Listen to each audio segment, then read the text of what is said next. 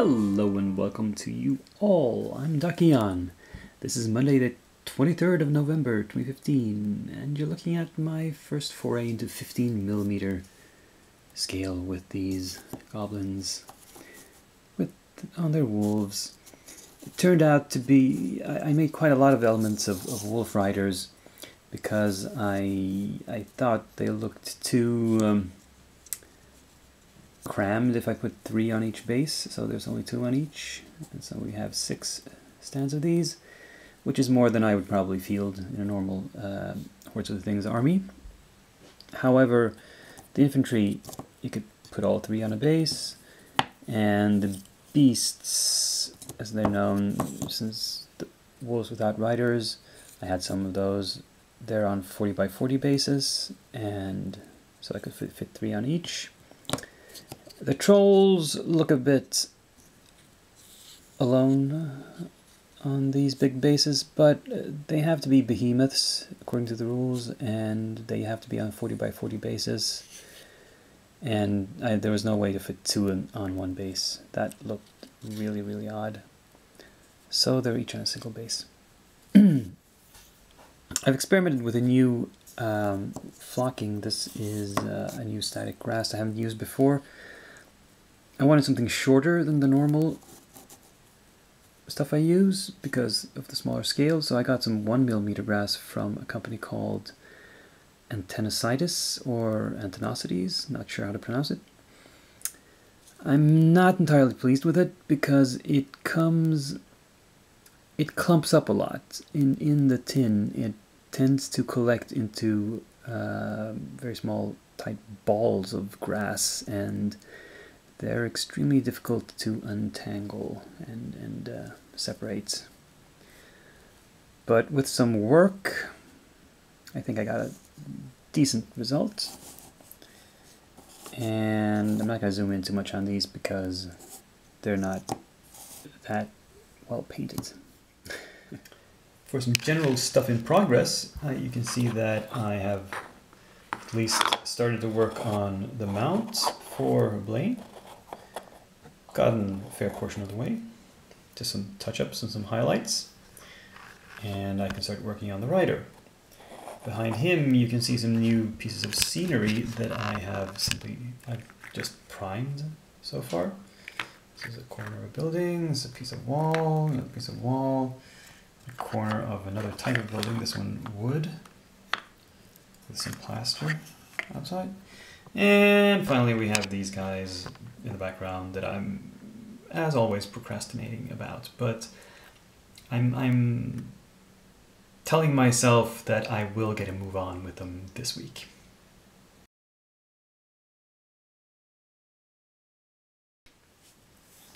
Yes, with strange aeons even death may die, but hopefully these threshold agents won't. Hopefully they'll stick around long enough to make an impact against the hordes of evil. As you can see, I've painted up all of the 11 agents. They're rather simply painted. I once again experienced the difficulty of painting somebody who's simply wearing a black suit. I've tried to give it some subtle highlights, but well, we'll see how it turns out in the camera. They're pretty interesting. Some of them seem inspired by pop culture references, like this guy in the suit is obviously H.P. Lovecraft himself, for example. This guy looks like Dirty Harry with his 44 Magnum. This guy in the trench coat sort of has a John Constantine vibe to him, I think. But yeah, these models from Uncle Mike's that are specifically for Strange Aeons are not the best quality casting. The resin, I don't know, it just it's not optimal. Let me put it that way. The way it works, which is unfortunate. I don't know if I've mentioned this before, but I would actually like to see these models recast in a better material because the sculpts themselves are actually very interesting. especially some of the faces are pretty detailed and have a lot of character to them, and the folds in the clothing are very well sculpted as well. It's just a pity that the quality of the resin lets it all down. Of course, it also means they're cheap to buy, so, well, there's a trade-off there. But still, I would have liked to see improved versions of these. There's not much left to do for Strange Aeons. I got some assorted bits, these pumpkins and this gravestone with the name Pikmin on it. They were bonus minis with the Kickstarter, and I decided I'll make a terrain piece out of them. It's like a pumpkin patch in a graveyard, sort of. I don't know. I also have these left. These are children. These are supposed to be civilians used in some scenarios where you need to rescue innocent people from the cultists. The reason I haven't done anything with them yet is because they're smaller, a lot smaller than the other minis actually. I don't want to put them on 30mm bases. I wanted to get something smaller, and after a while of searching I did find a place that had 25mm lipped bases, and I ordered some. Still waiting on those to arrive, hopefully within the next week, so I can get started on these by next Monday. Hopefully.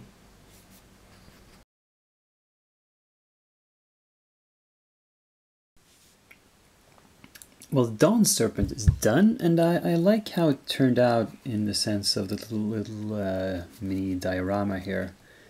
He's snaking his way around, and if you look at it from above, he's sticking out just about in equal parts. Different. It's relatively balanced and it's not exactly symmetrical, but it's asymmetrical in a pleasing kind of way, I think. As for the actual painting of the model itself, well, the scales, or rather the segments of the snake part, are not very well defined, which made them a bit difficult to highlight. I didn't want to do layering because that would have taken forever, so it's a mixture of overbrushing and glazing, giving a slightly rough result sometimes, but oh well, it's good enough. As for this thing, this is a marker on a 50mm base. There is a scenario in Malifaux which calls for a monument marker on a 50mm footprint. And I had this runestone, which is in resin, and it's just a flat slab. It can't stand on its own. It needs to be on some sort of base, and it wouldn't fit on anything smaller than a 50mm base, so two birds in one stone. I thought it'd make a good monument. And that is the completed pile, so to speak, for Malifaux this week. What I'm currently working on for Malifaux is Marcus, the Avatar of Instinct. I've talked about starting this miniature once before, I believe. I showed you the box. Never got going on it, but now I've assembled him, based him, primed him, and as you can probably tell, there was some gap filling required. You can see the green stuff through the primer, which is kind of good because it shows I haven't over primed. I had to especially fill in these areas between the wings and the body quite a lot, and do some sculpting there. Didn't do anything fancy with the base.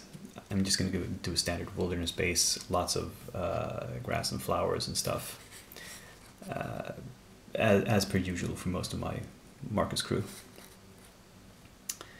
And yeah, probably not going to be a terribly complex model to paint. It has some finicky details, like this little skirt of bones he's wearing in the front, which I'm not quite sure about. And he has some partial armor on some places, like the legs here, which I don't get what that's for, but oh well. It's supposed to look cool, I suppose, not be functional. Well, next up on the schedule for Malifaux, I am finally branching out into a new crew, a new master, namely Zoraida. And the reason I've chosen to go from Marcus to Zoraida is that if you look at what's included in the box, there are 3 Silurids, which are beasts, and can be used with the Marcus crew as well. Also, I've already painted the 2 Waldgeists, which are Neverborn and work extremely well with Zoraida. So, I'm planning to keep using these base inserts that I first used for the Waldgeists from the Bayou bases. Now the 50mm is of course for Bad Juju, and the 30mm is for the remainder.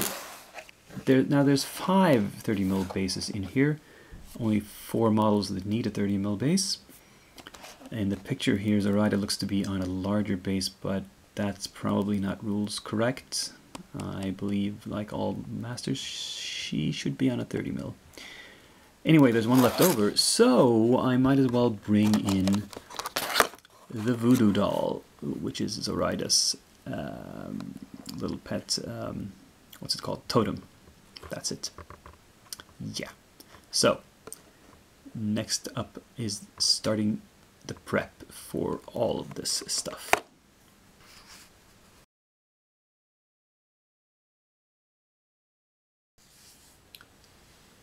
So with the help of those goblins, we managed to achieve some balance. Again, get my house in order. So I thought I'd close out this video by showing you some of the stuff that got me unbalanced in the first place. Because it never rains but it pours. Last video I had not received any new stuff in the mail, and this past week I got a ton of stuff. I can't show you all of it, that would take forever, so I'm going to show you the more unusual pieces, simply. And like I said, I got caught up in a variety of promotions, and one of them was from Westwind Games. And so I got these vehicles for Empire of the Dead. Empire of the Dead is their sort of steampunk horror game, which, you know, has some similarities to Malifaux. It's the same scale, and it's Victorian age, so that seems appropriate. They had this deal with the vehicles that buy one, get one free. And that was very generous, because as you see, these normally cost £25 each, which is a lot. You can do the conversion yourself.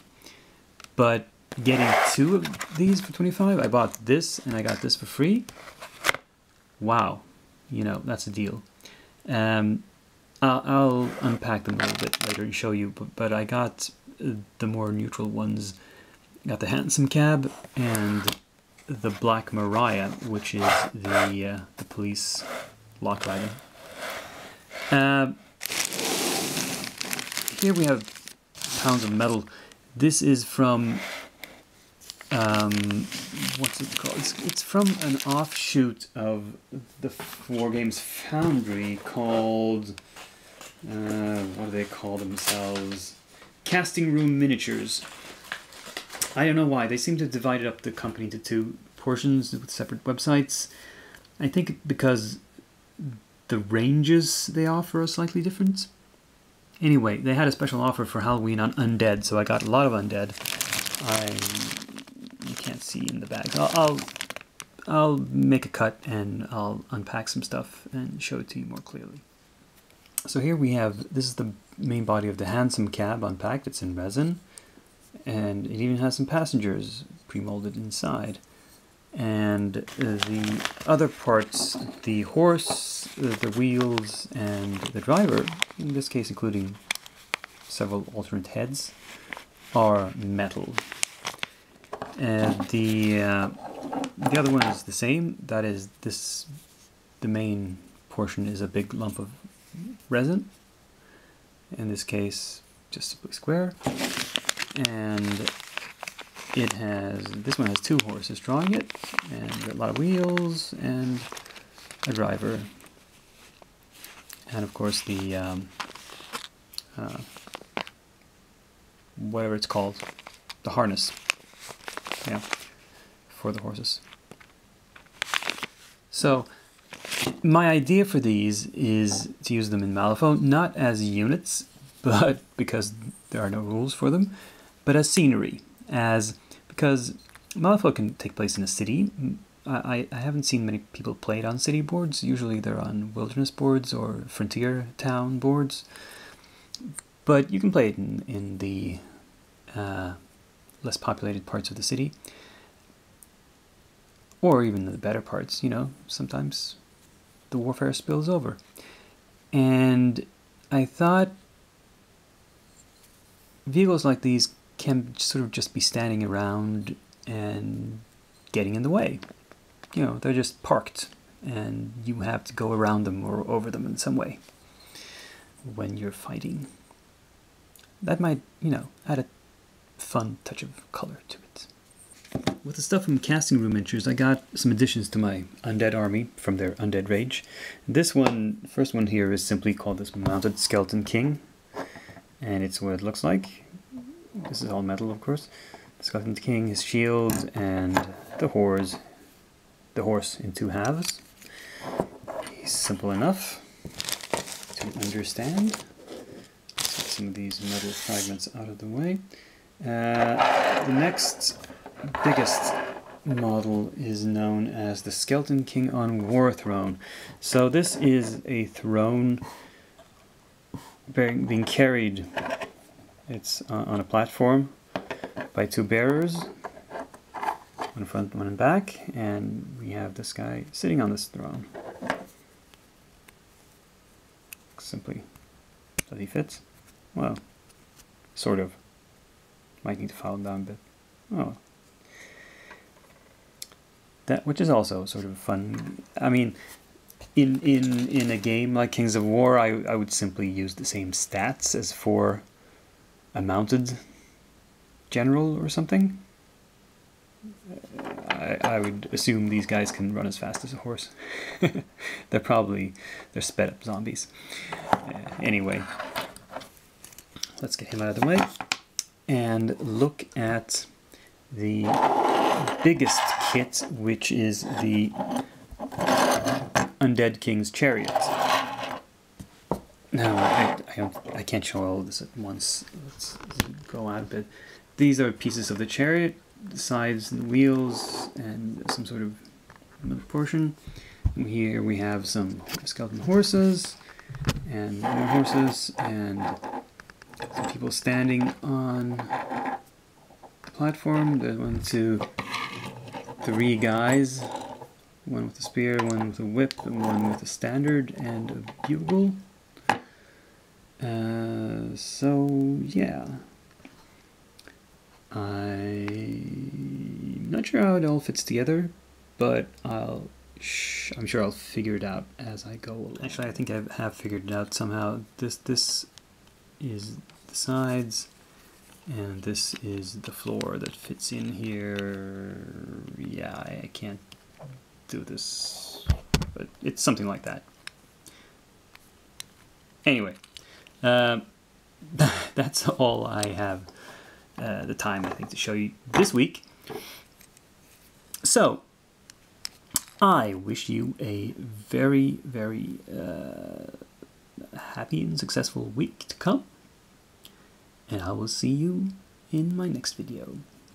This is Dakian, signing off.